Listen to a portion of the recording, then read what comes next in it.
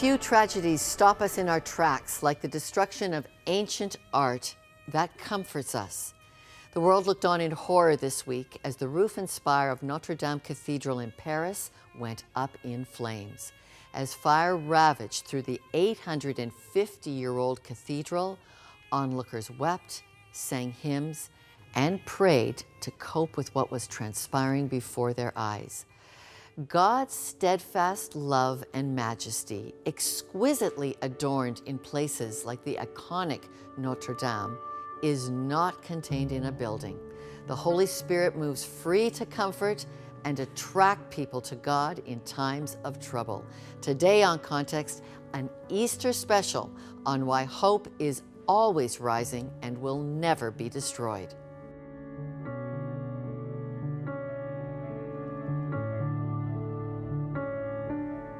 "850 years of French faith, culture, and history devastated in a matter of hours. Over $1 billion has already been donated for reconstruction, and politics paused for the French conviction to rebuild.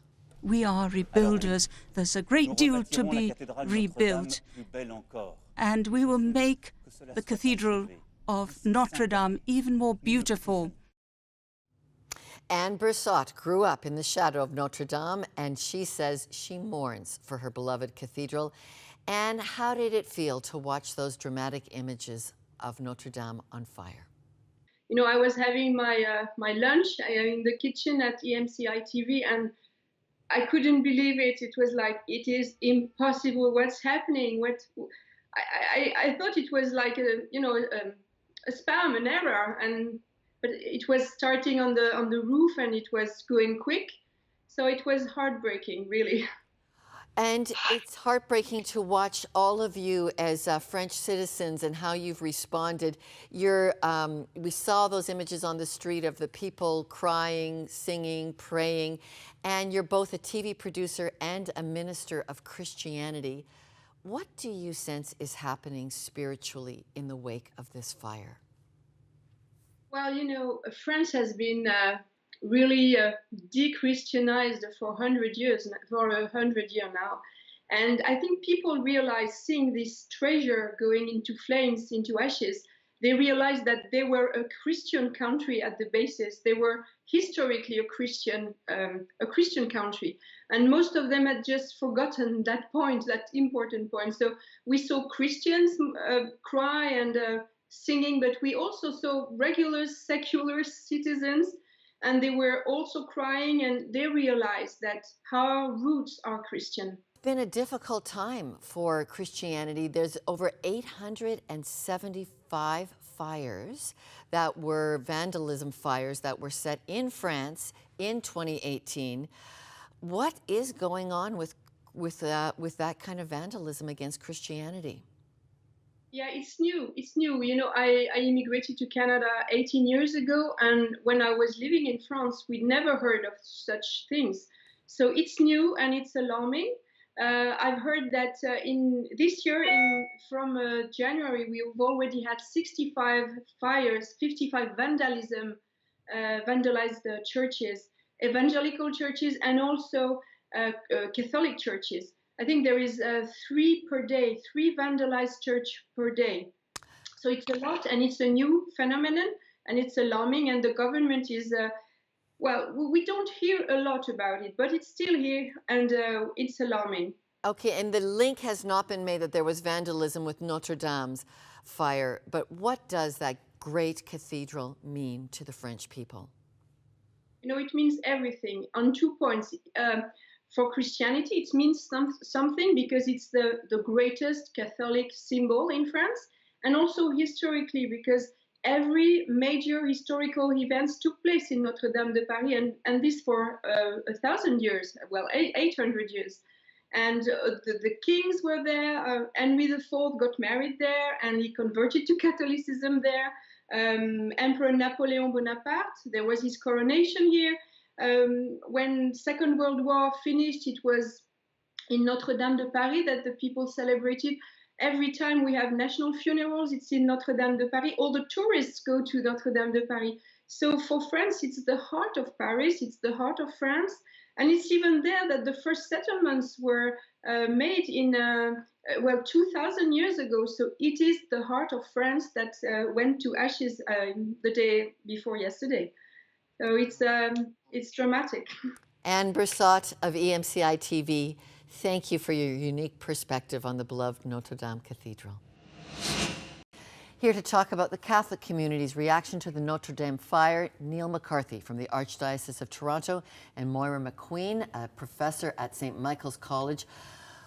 Moira, not only the fire, but the relics and the crown of thorns. How significant is it that the crown of thorns was saved? What does that mean? Oh, it's extremely significant. I mean, this is a great sign of hope that it was rescued, and so symbolic. The whole idea, and especially happening in Holy Week, when our church and other churches are about to go right through the Passion, then to realize that the crown of thorns is such a symbol of humility.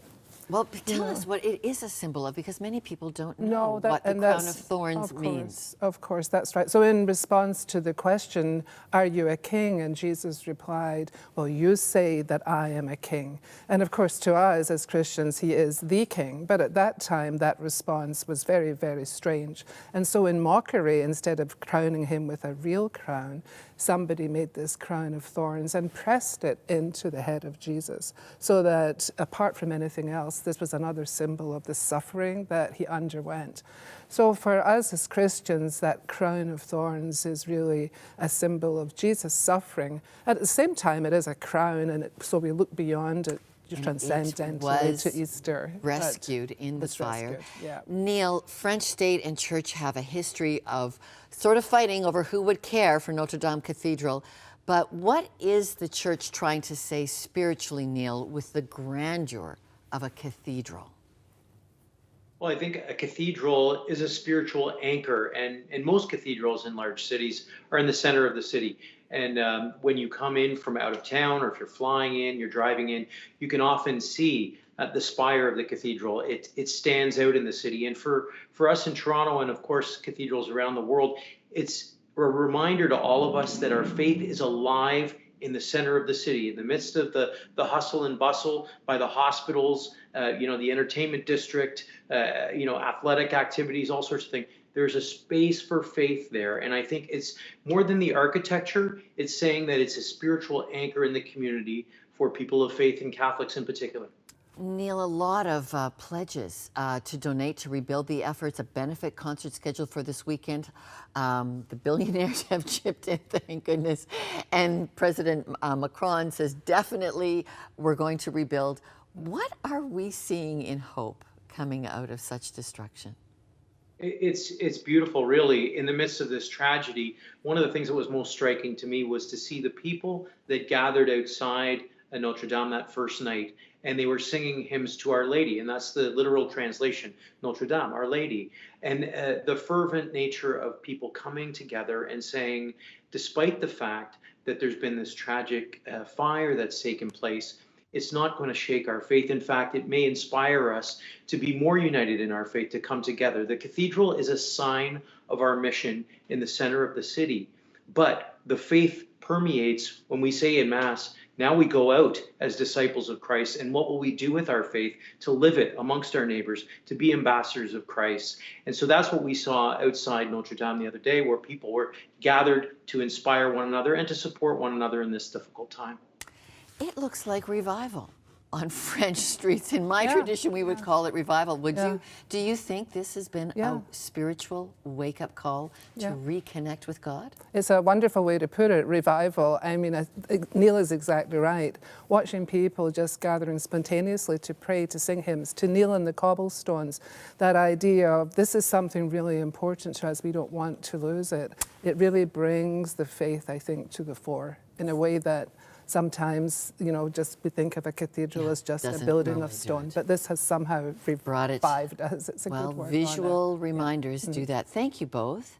The Notre Dame fire is tragic, but it also serves as a reminder to us all that the church is more than a building, and as we celebrate Easter, that hope is always rising. So, Why are Christians such hopeful people? Sheldon Neal to explore that question with young faith leaders. Kevin Makins and Amanda Samuels are both millennial influencers in their faith, reaching young people really of all ages, with a message of hope. Okay, let's riff off of these questions a little bit. Kevin, let me start with you. Sure. Easter, I can hear people asking already, what's it all about? Does it really matter? Yeah, it's fascinating because we live in this post-Christian culture. You know, people aren't necessarily going to church on Sunday morning or even on Easter.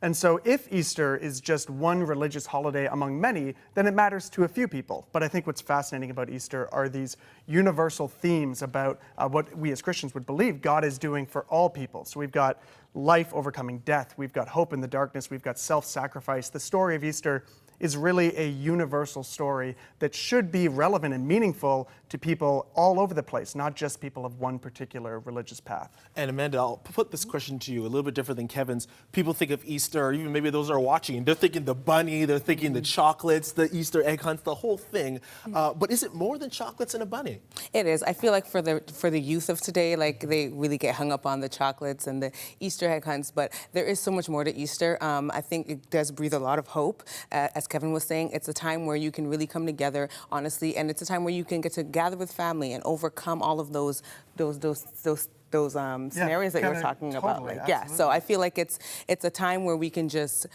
bask in the hope and the glory, I would say, of there being more to life than just our circumstances, and it's just, I think it's a beautiful season for that. So the big question then is, what is the Easter message? And maybe there's some personal experiences for you that brings that to light. Kevin, I'll start with you. What is the Easter message for those who don't know? I mean, the Easter message is the story of Jesus and who he was and what he did, and the fact that he faced down death at the hands of a cross, of a institutional empire's cross, and was shamed and nailed and killed, and overcame that through the power of God and through the power of God's love. And so you could look at that message from a lot of different angles and see a lot of different things. But I would encourage anyone watching this or trying to figure out what Easter means to start where they are. You know, do you feel a sense of shame? Well, then how can Easter give you a sense of freedom and forgiveness? If you feel hopelessness in the darkness, how can Easter bring light? You can go through all these different doors to enter into the mystery and beauty of Easter. Amanda, I'm going to shift that to you in this way. We're living in a world where there's tragedy, there's hunger, we're in flux, and people are looking for answers. Right. You talked about hope earlier in our conversation. What does the message of hope in Easter bring to a world that oftentimes feels hopeless? What's the power of that? So I would use from personal experience. Growing up, Easter was really more traditional. It's get up in the morning, go to church, and you know you get to see your friends, your family, and fellowship. But growing up in this society, in this world, you really don't get to understand the story of Easter until you get to know Christ for yourself. So for me, it was getting to build a personal relationship with God for myself. It made me understand more of what Easter represented. The resurrection of Christ, giving us hope in those situations where we do feel hopeless and we do feel lost. I feel like Easter is a great time to just remember throughout the year where you were and where you used to be and how you overcame. And it's really like a pivotal moment to just bask in that hope and that glory. You know what I hear what you guys saying is that Easter collectively, I think for all of us, it becomes an answer that we found in our personal lives. Whether it be, you're talking about hopeless, whether it be you felt shame, hey, there's restoration. Easter for us is, hey, we found someone who allowed us to find an answer to face this world looking for an answer. I love you guys. Thank you guys so much for joining me. Thank you, to you both. Yeah, thanks, man. Can belief in God give you hope for your health? Coming up, we take a look at hope through personal and scientific stories from my new book, For Your Health. And the importance of a child's wish when it comes to sustaining hope. A doctor explains how granting wishes to critically ill children impacts their health.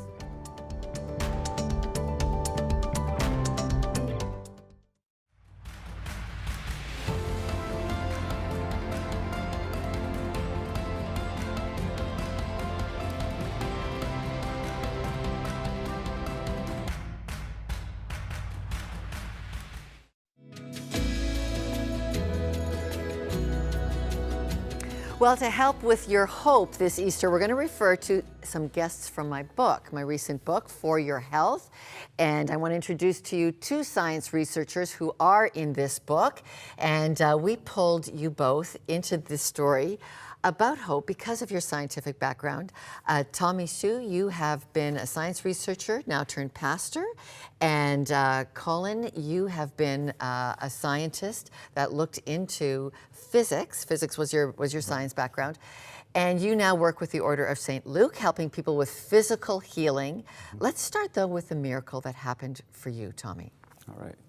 My wife, she had a tumor around her ovary, and there were symptoms for many years, but we never knew that it was because of tumor. And when we arrived in Canada, we went for some kind of checkup, and we realized that it was there. And after we knew about it, we went back to the church and asked the church to pray for us. And after a few weeks, we went back for another checkup, and it's just gone. And together with the symptoms, which was with her for a long time, but it's all gone. And it helped you have a baby. And you've had a family, and we're going to talk a little bit more about some other miracles. But this, you as a scientist first said, wait, let's wait and just see. And it has proved answered through prayer. Yeah, my scientific mind was like, no, this cannot be true, right? Let's just wait and see. And then we waited, and it was really, all the symptoms was really gone. And we tried to do elimination in our mind. It's like the only logical conclusion we could come up with is God. God healed your wife. God healed my wife. Okay, Dr. Colin Campbell, this happens. There are other types of healings. Explain a little bit other than outside the physical healings. What else do we see? Well, I got into it from a very rational background, being a physicist. And I had an experience that during the Eucharist, I saw this blue light, and no one could explain what it was. So I went to an Order of St. Luke conference in Waterloo, and everybody's dressed in blue. So I went up to one of the priests there and said, why are you dressed in blue? And he said, blue is the color of healing. So I got into the Order of St. Luke, and there are physical healings, such as Tommy experienced. The one I find most common is spiritual healing. So for example, people who have depression or anxiety or mental health problems. Are you saying this is completely compatible, that there is, God is above what you explain scientifically? There is healing that happens physically, emotionally? The science I was brought up with was what was called mechanism, where God is excluded from a providential role. And the experience I had was God gave me that because it was quite clearly not explainable in scientific terms. All right. Both of you, thank you very much for your insight as a science background, but having experienced God interrupting and bringing hope. Thank you. An important reminder to seek the healer first, and thank you both for sharing your spiritual experiences. Thank you. When it comes to healing and hope, what difference does granting a wish make? To answer that, we have Dr. Patel, who is the lead researcher on the Wish Impact Study from the Make-A-Wish Foundation. Dr. Patel, tell us what your report uncovered.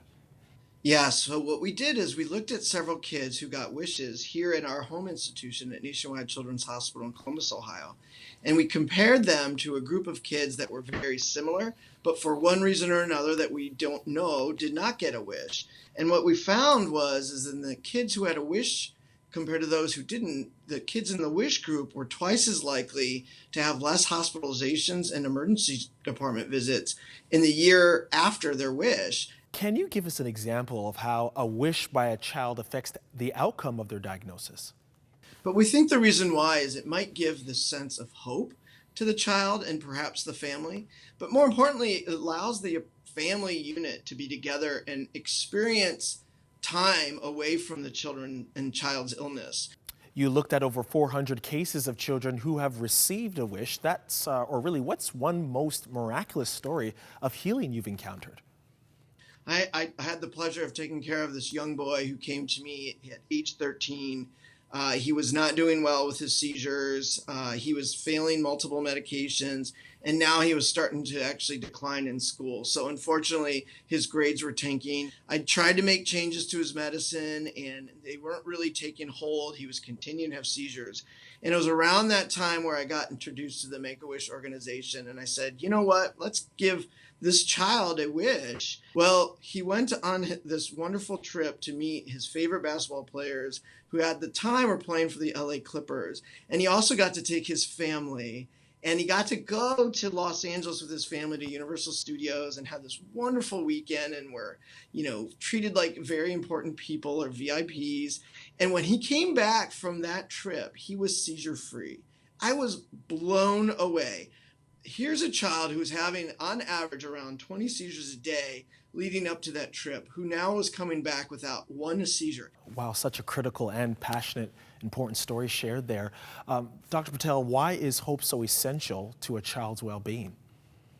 Hope has an amazing opportunity to change the outlook of a person in general. And I think when it relates to a child with medical illness, it gives them a sense that people, A, are with them in their journey, and B, that they can overcome and beat this.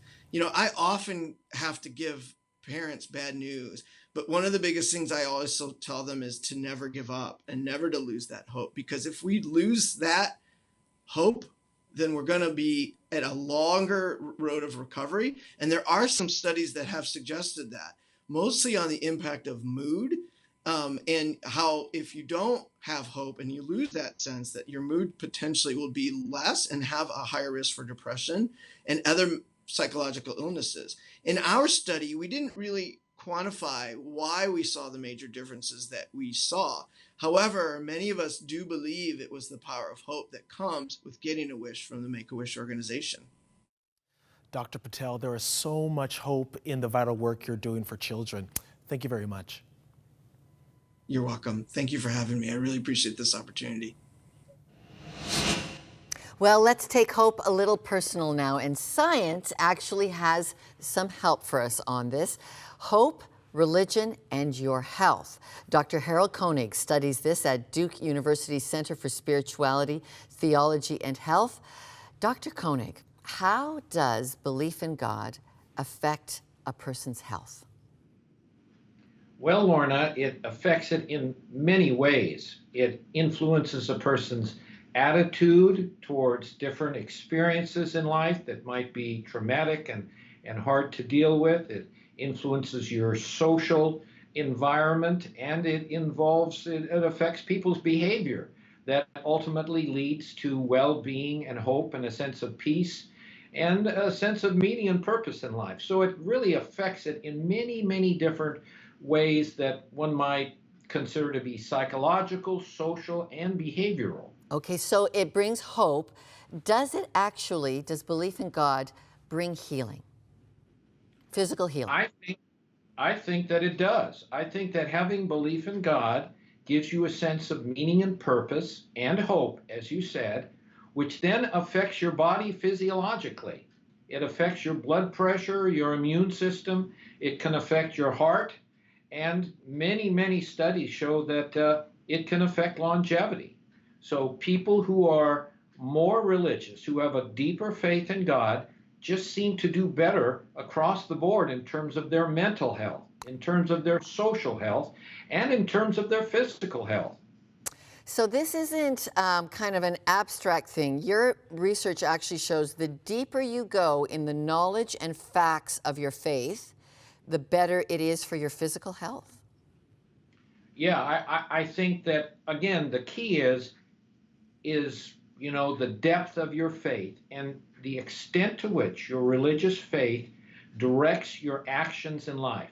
To what extent it directs how you treat other people, how you think of yourself, and how you go about life. If it affects your behavior and your thoughts and your actions, then it's going to affect your physical health in like I said, in many different ways. Okay, Dr. Koenig, I thank you. I wrote, as we've shared, you are quoted in my book, For Your Health. I really appreciate your research, that you've brought some science to this business of our health and the hope we can have that a spiritual connection in a personal way with the God who cares for us makes a difference. Thank you.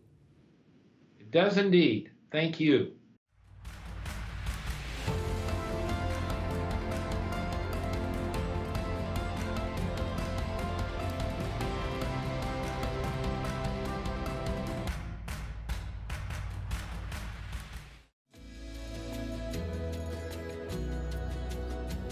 We've explored Easter this episode, but to help us get it right, let's close things off in the wrap with context blogger and professor of religious studies at Crandall University, John Stackhouse. John, help us with the meaning of Easter. It is about help for the human race, right? Can you explain that? Well, it really is, Lorna. I mean, I think when we ask the big questions, we realize that what we need, each of us and all of us, is moral help with all the sin and all the mischief and all the wreckage behind us, morally speaking. And we need physical help against the great barrier of death. And we need political help to know how to look after each other and to get along with each other in this world and whatever world there is to come. And in Easter weekend, we have the death of Jesus and the resurrection of Jesus, and a few weeks later, the ascension of Jesus to heaven. And that's why Christians call him Savior and Lord, because he brings us forgiveness. He shows us we're going to get new life if we will trust him for that. And he is the one who will help us now and in the world to come to solve the political problems that seem otherwise to bedevil us. And so this precious week where we focus on that unique message, I actually thought when we covered the fire at Notre Dame Cathedral and we saw with such global relief that the altar and the cross was undamaged in the Notre Dame fire of Easter week. Remind us the meaning of that cross and altar configuration. Well, it's so powerful, isn't it, that this very week, this tremendous disaster has made us look at this giant tourist attraction and think, what's it really for? And of course, what it's really for is to focus the attention of Paris and France, and this week the world, on the self-giving of God for all of us in order that we don't have to keep living the way we're living, that there can be a better life, and God is ready, willing, and able to give it to us. And your blog this week, it wasn't the blog I expected, John, on Context, but you wrote about hell, about the fire of hell. You actually think that's the greatest message, that we can help people realize they don't have to be separated. Explain why you wanted to do hell. Well, hell is the good news that all that's bad in the world is not going to be there forever, that God is going to take care of it, and he's going to remove it from the universe. We all hope that's the case. Hell is the Christian doctrine that it will be the case. And we can avoid it if we will let God do for us what we can't do for ourselves. That's the big question. Will we let him help us, or do we insist on going our own way? Professor John Stackhouse, thank you. Good to be with you, Lorna. And we also want to remember the 3 Black Baptist churches in Louisiana that were burned to the ground by an alleged arsonist. Donations have been pouring in there also, and a great outpouring of support. So thanks for joining us, everyone, and happy Easter to you all.